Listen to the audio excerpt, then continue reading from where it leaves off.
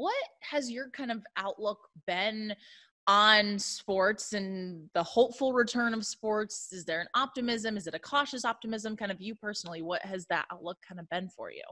Yeah.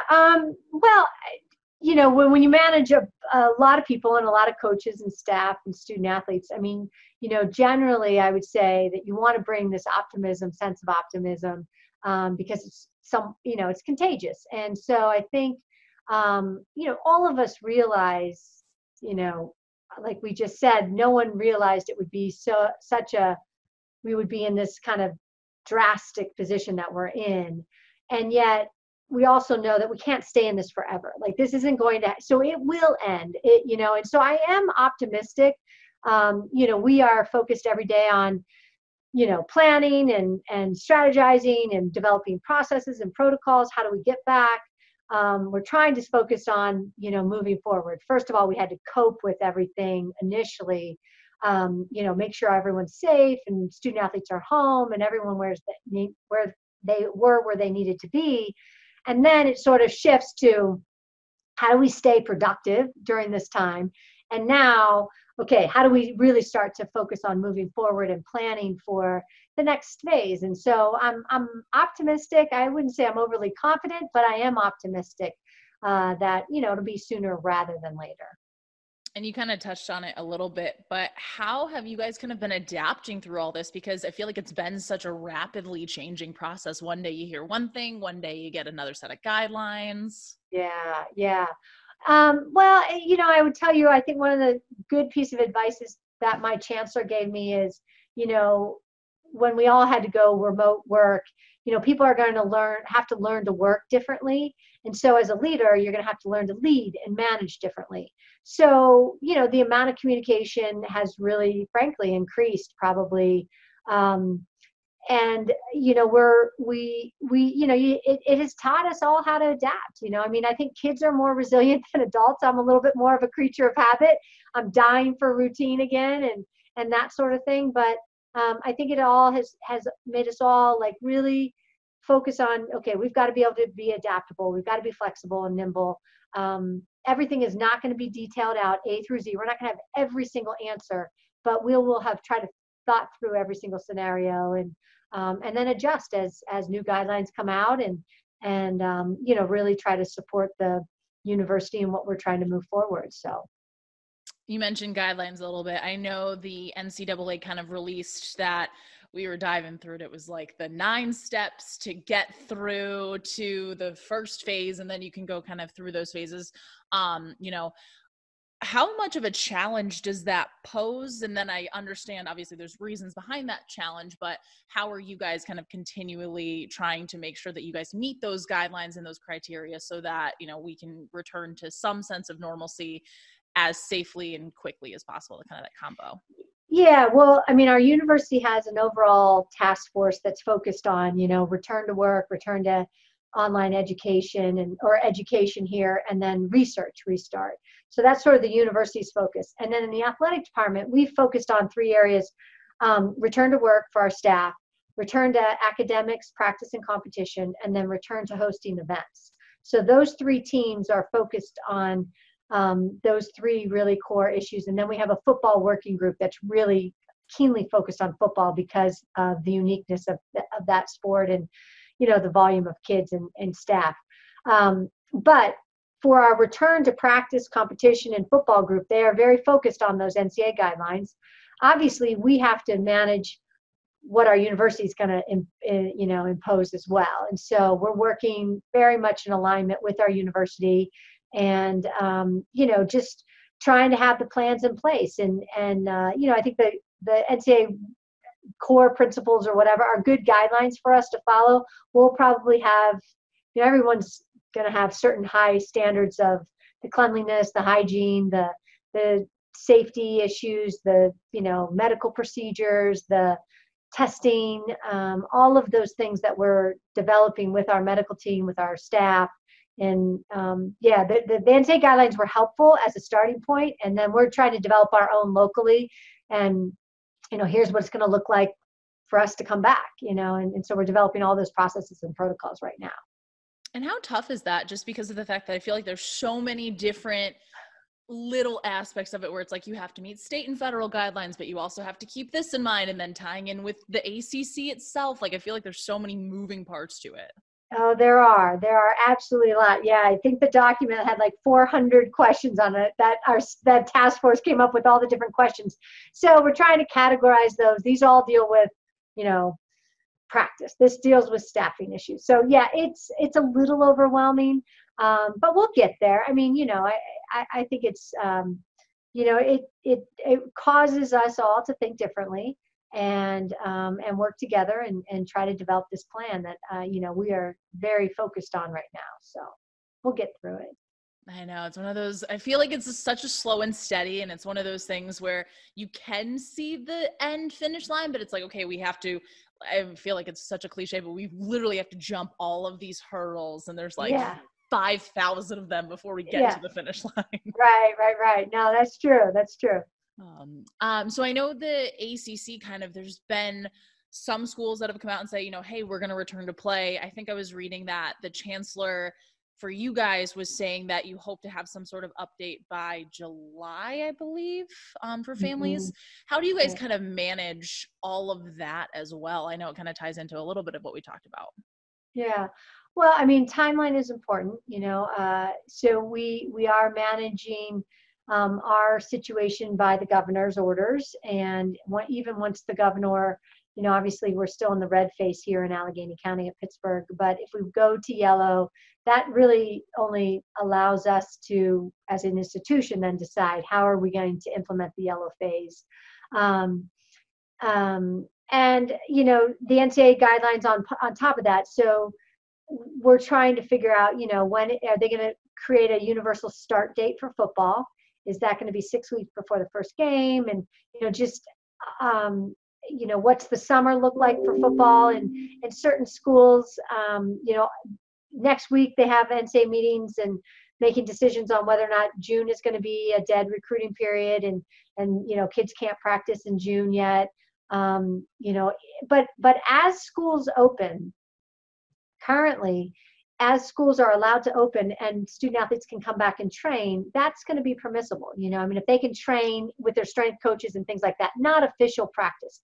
Official practice, in order for us to really have a kind of a fair and competitively equitable situation, we've got to have sort of a universal start date for football. That has not been set yet, but that's we do know that we all, I mean, I would say all the Power Five conferences generally agree that we've got to have some sort of universal start date for football. And I know there's been a lot of talk about, the possibility of sports without fans. I mean, for you, for these athletes, how strange would that be? How odd would that be? Because, I mean, you think Yeah. football, you immediately think, packed stadiums, cheering fans, everybody around, the players feeding off of that. Yeah, it's very hard to imagine, honestly, us playing a real football game without fans. I think the NFL is obviously we're kind of working somewhat in parallel with them as well. I've heard, varying reports on what their stance is. It seems though, if it was safe for our student athletes to be back and all of our staff, it would be safe for fans to be around. Obviously, maybe managing social distance in those situations, which would be really awkward, but it's possible that is the scenario. I think part of college sports is, there's no question that fan connection, that relationship, is a big part of the game day atmosphere. And I think it also allows people a connection. And I think people are, once we get back to whatever that normal looks like, I mean, I think people are going to be hungry to connect again, and go do things that they haven't been able to do for so many months. So I'm hopeful that we can figure out a very safe way and all the proper protocols to allow fans to come if we're allowed to play. I mean, if it had to be, you look up in the stands and people are in masks. I mean, maybe that is the new normal for a little while. I know. Yeah. And I mean, hey, I feel like people would, you get to experience college football in some way. Sure, I'll put a mask on to do Yeah. that. Right. No, exactly. Oh man. And I mean, the impact of the lack of fans kind of seems to stem way farther than just, athletes playing in empty stadiums. I mean, there could be so much more of an impact on the university as a whole as well. Yeah, I mean, well, obviously there's a big economic impact too if we don't have fans. So, yeah, our hope is that we can figure out a very safe way. And obviously, we're studying all of our facilities right now and how to manage those and the highest standard of cleanliness and all that sort of thing. But yeah, no, it would have a very negative impact if we were not able to host events as we would like. Yeah. And then finally, I mean, gosh, if there was one more thing that needed to be thrown at you guys, the NCAA and then NIL, the names, image, and likeness, what has been kind of your initial reaction to that, and how are you guys kind of working on, preparing in some sort of way to possibly implement that along with everything else that you guys are doing? Right. Well, the good thing about name, image, and likeness is that working group came out with concepts. So those are, concepts that are now meant to be vetted and evaluated and, kind of tweaked in many ways. And we've got a little time. I mean, it won't be effective till next academic year, 21, which is thankful, which we're thankful for. But and there's some concerns. I mean, it's a very significant change. It's an extremely liberal. Some of those concepts are extremely liberal, and I think my hesitation, and I probably share that with a number of my colleagues, is we don't want to change the core business of what we do and what college athletics is about, which is about the education component. And I think that we provide student athletes a great deal of opportunity and benefits and the such. And we just, you want to be, I think we want to walk a very fine line between having them focus on their education and their college experience versus, monetizing it all. And how do we balance that and how do we manage that? It's going to be a very challenging issue that we'll face over the next, 6 months probably. But, it's good debate, it's good dialogue. And, I know we want to keep things contemporary and modernize the rules, but I don't know if we want to change the core of, what the focus of coming to college and playing sports is about. And it seems with that, there's just so many little nuances that haven't been able to be answered yet. And, it's going to be one of those things where you might not be able to answer it until you're in the situation and say, oh, this, we're not going to steer, in this direction, but we like this aspect of it. Yeah. Yeah. Well, I mean, yeah, I think they have 7 specific concepts in the NIL document. Some are less, shocking than others. But all of them need further vetting to really understand how they would be actually implemented. Yeah, we did a Zoom call with members of the A10 yesterday, and it was just so interesting to see all the little facets of it where, what if an athlete, wants to rep a company that distributes alcohol or something like that. And it's like little things that you really don't think of other than, oh, this kid wants to, do a one-on-one camp and they can't get paid for it. Something like that versus, there's just such a wide variety of things that you really don't entirely think of until you're, presented with it. Right. No, you're right, Jenna. The spectrum is large, and the concepts that they threw out were, about as liberal and as widespread as they could be. I don't know that we'll end up that big. It might be hopefully a little bit more narrow focus, but yeah, it's a big undertaking for sure. Well, that's all I have. Is there anything else that you want to add? Anything I missed? Anything you want to touch on?